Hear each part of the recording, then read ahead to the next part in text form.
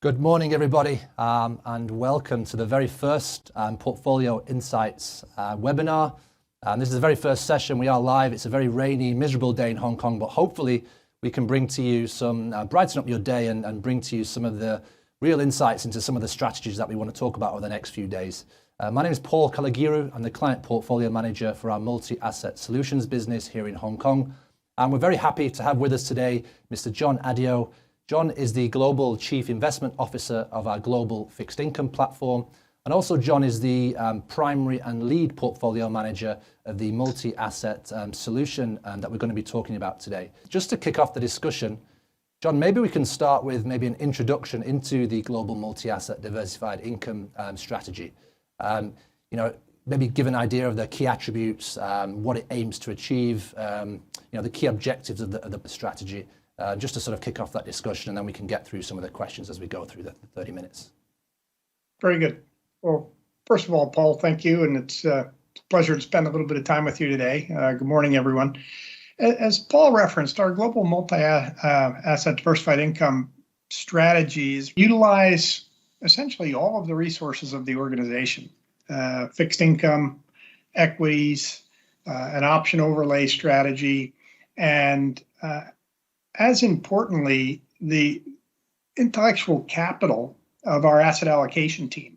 So bottom up, focus on the company fundamentals, the management team, cash flow, income generation, the balance sheet. But in this case, we also bring to bear a really powerful resource that we have organizationally, and that's that asset allocation team, which operates globally and utilizes a combination of tools to find solutions for their clients. And as a team, then, it's that combination of the fundamental approach we take for security selection, married with that asset allocation view, which is going to have an outlook to different segments of the market to generate income. So what is your thoughts on what we've had over the last week or so post the FOMC, your thoughts on rate hikes, your thoughts on yields? Great. Well, I think it's important to look back historically at the trends that have been in place for virtually a generation. I was lucky enough to start my career in investing in the mid-1980s. And in fairness, it's safe to say we've seen a secular decline in interest rates since then. And today, with interest rates where they are and concern about two really important things, the first being inflationary pressures, and whether those pressures are going to be transitory and relatively short-lived, or if they're going to be sustained, in which case we're entering a new era of inflationary pressures, which will force interest rates higher. Really a situation that most investors are not truly accustomed to. Now, we did see that manifest itself to a degree in the first half of this year, primarily the first quarter, where we had over an 80 basis point backup in the US 10-year, for example, as investors and economies started to turn and recognize the idea that the growth rate in the global economy would be significantly stronger in a post-COVID environment. If we think about that risk, and then the other risk that you referenced, I think, which is the likelihood that global central banks, the FOMC, in particular, as you point out, but global central banks in general are going to have to reposition for that recovering economy. And so the extraordinary measures taken to ensure that we didn't see global economic collapse are going to be backed off. And so certainly, if we look back to 2013, for example, and the taper tantrum, it's a very fine line that we have to negotiate to ensure that there's not a disruption to the underlying economy by central banks moving too quickly to reduce the liquidity that's been in place. I would say the joke that most people are really throwing around these days is just the idea that the Fed in the US is talking about tapering. And so in another 2 to 3 months, they'll be talking about tapering. And then perhaps 3 months thereafter, we'll start to see action. Now, that unwind is going to be very thoughtful. I think the Fed and all central banks have really found value in transparency. And so we'll see an approach that's really designed not to spook the markets. But in fairness, that's not to say it won't happen, because it's a heavy lift that has to take place. So just on that vein then, in respects to the Fed and sort of removing or tapering liquidity, shall we say? I mean, how do you see that affecting the sort of the income distribution or capital appreciation? In the case of high yield or less than investment grade bonds, we find them to be compelling because of the general economic improvement that's underway. So the fundamental conditions, health, if you will, of these companies is improving as the economy improves. And the way that manifests itself is in the default rate. And so the number of companies filing for bankruptcy or restructuring is going to go down. And some strategists and our portfolio managers are of the belief that that default rate could be close to zero in 2021. And that's really important because the compensation that we're getting above and beyond that which a treasury bond pays is compensation for that fundamental risk that we're taking and the chance that one does not get paid back fully upon the maturity of their bond because that company is in distress or has financial difficulty.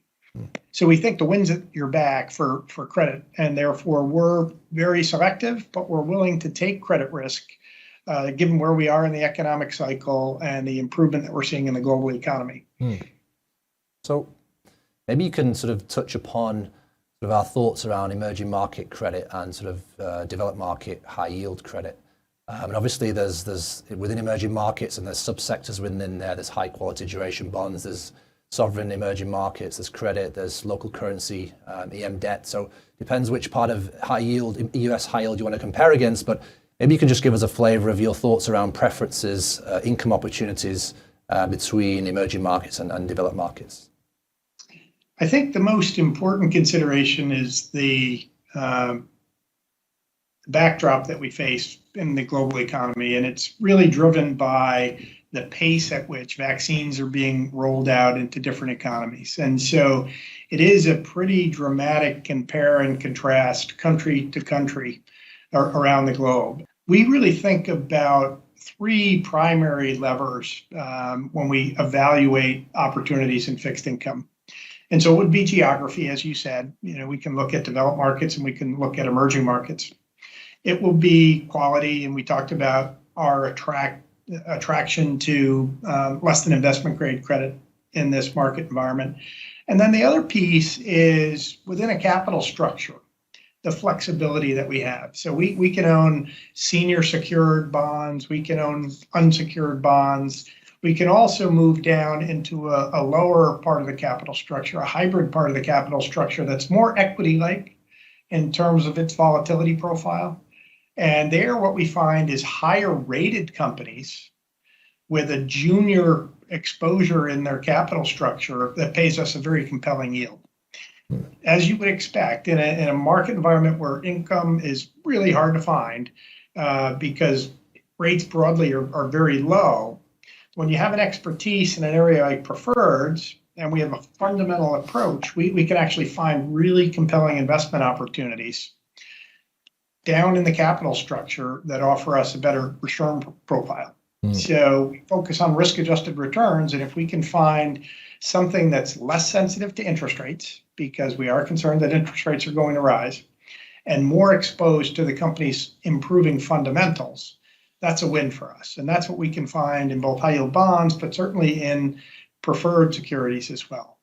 Thanks, John. So if we sort of move to another component of a GMADI, which another interesting component, which is the options component, the options writing component.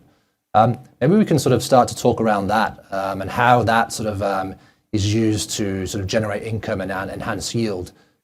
So within the option strategy, we really have two distinct elements that we utilize. So we're going to write both puts and calls. And the goal really is quite simple. It evolved a little bit over time, but initially the goal was really to derive income from the premiums that we receive for writing those options. And in a very simple way, The goal was to effectively take an equity exposure, and by overlaying an option on that exposure, say in the case of calls, we could create a more bond-like stream of income. So just following on the options questions, there's a question here from our audience. The question says, why are active managers, how can they better manage options versus individual investors? So why can active management manage option strategies better than individual investors? Well, there's a really important consideration there, and I think it's as simple as liquidity. And so when we write our options, we use broad indices to do that. And many investors will write options on single names. It's fascinating that those markets, despite their increased use, aren't really as liquid as we would like them to be as an institutional investor. And so we find a lot of value in the broad indices. And I think ultimately investors can write options. I think if they want to do that, they have to be disciplined in their approach. And I think the idea with options for us is it's a source of income. It's also a risk management tool. It's not a tool that we would look to generate outsized gains. And in fairness, when we have a really strong fundamental view on a company that we own, we're less inclined to write options on that single name, right? And that's why we effectively don't use single name options in this strategy. Yeah. So just moving on to maybe another component of GMAT. You know, we talked about the fixed income portion. We talked about the options portion. Moving on to equities. Could you maybe sort of detail how the equity bucket is positioned, and also maybe touch upon that debate around growth, non-growth, which is clearly being had by markets, and it's this constant sort of struggle between sort of what are the beneficiaries in this environment. We can sort of see maybe as we go through the slides, we can push a slide up on the screen just to highlight where we're positioned. But maybe you can walk us through the sort of the reasoning behind where we're overweight, underweight, and your thoughts around that going forward. Coming out of COVID, there was a view that there would be certain parts of the market that would respond better to an improving fundamental economic backdrop. One of the things that you notice here is the overweights are fairly cyclical, in some cases defensive. The underweights, perhaps surprising, perhaps not. Tech certainly has had a very significant run coming out of COVID, or even through COVID for that matter.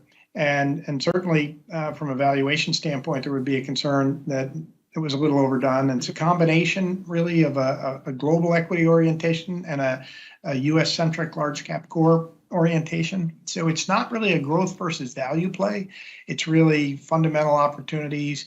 It's something of an eclectic mix because it really is a fundamental approach to driving that exposure. So again, I think the real emphasis of this capability is to be truly dynamic in the approach we take to finding opportunities in all of the asset classes, equity, fixed, and within the option sleeve. And maybe just to sort of go into that detail around the team, maybe you can just highlight the level of resources and the collaboration that's involved. I mean, this is a multi-asset strategy. It's across geographies. It's across asset classes. Maybe you can just highlight, how that team is brought together. So as you noted, I'm CIO of our global fixed income business.